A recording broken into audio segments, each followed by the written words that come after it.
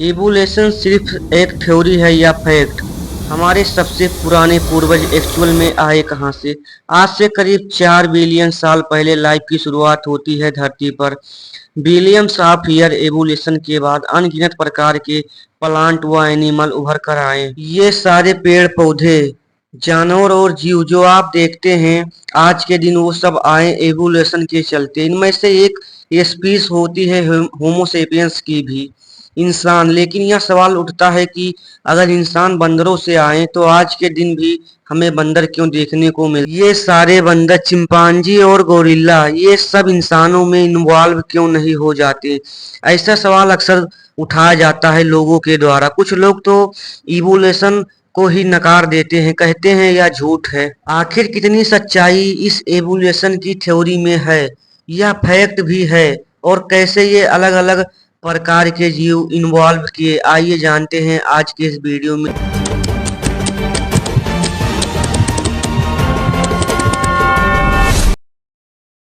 शुरुआत से ही दोस्तों सबसे बड़ा डाउट को क्लियर कर देते हैं। एवोल्यूशन की थ्योरी कभी यह नहीं कहती कि बंदर इंसान बन गए, बल्कि यह कहा जाता है कि सारे चिंपांजी, गोरिल्ला, बंदरों और इंसानों के पूर्वज एक ही रहे हैं और वो पूर्वज आज के दिन जिंदा नहीं है। एवोल्यूशन को अगर आप जानना चाहते हो तो एक पेड़ इमेजिन कीजिए।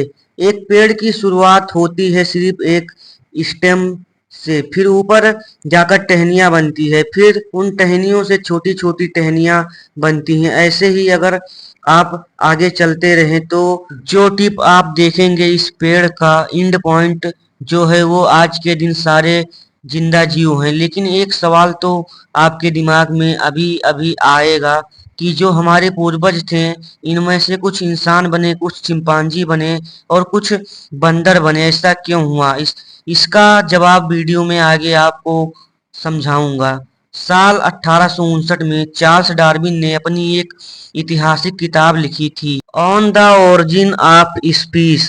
इस किताब में उन्होंने थ्योरी ऑफ नेचुरल सेक्शन के बारे में बात की थी। अब थ्योरी ऑफ नेचुरल सेक्शन सुनकर आपको लगेगा कि कोई बड़ी मिस्टिकल सी चीज होने लग रही है, सभी जीव में कोई इनर इंजीनियरिंग चलने लग रही है। लेकिन ऐसा कुछ नहीं होता है। बड़ा सिंपल फंडा है। जब भी रिप्रोडक्शन होती है इंसानों में, जानवरों में, पेड़ पौधों में, तो जीन्स जो है वो एक दूसरे जीव से दूसरे जीव में जाते हैं।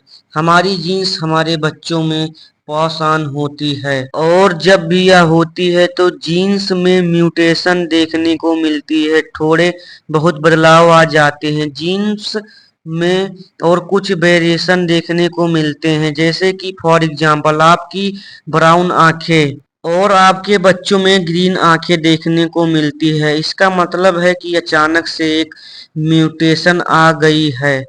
उनके जीन्स में आंखों को कलर देने वाली जीन्स में हो सकता है आगे आने वाले बच्चों में भी ग्रीन आंखें देखने को मिले। अक्सर ये जो वेरिएशंस होते हैं इनमें से कुछ फायदेमंद होते हैं तो कुछ नुकसानदायक होते हैं।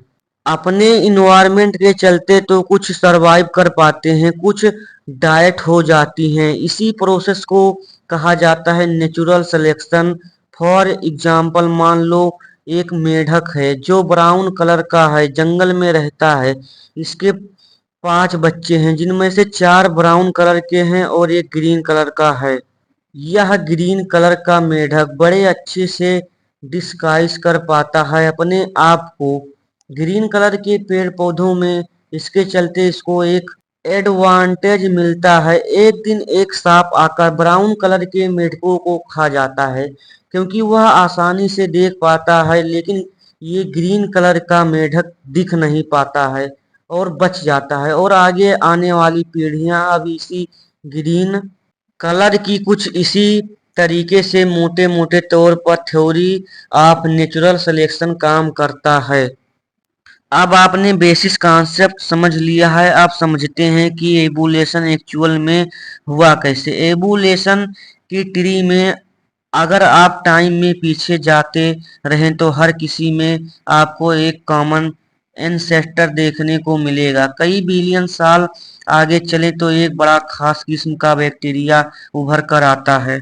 एबुलेशन के चलते साइनोबैक्टीरिया यह पहला ऐसा बैक्टीरिया होता है जो फोटोसिंथेसिस कर पाता है, यानी धूप का इस्तेमाल करके एनर्जी जनरेट करना। इसमें पानी का भी एक फ्यूल की तरह इस्तेमाल किया जाता है और एक एंड प्रोडक्ट यहाँ पर निकलता है ऑक्सीजन, जो कि सारे जीव आज के दिन इस्तेमाल करते हैं। बहुत बहुत धन्यवाद। मिलते हैं अगले वीडियो में। वीडियो कैसे लगी कमेंट बॉक्स में जरूर बताएं।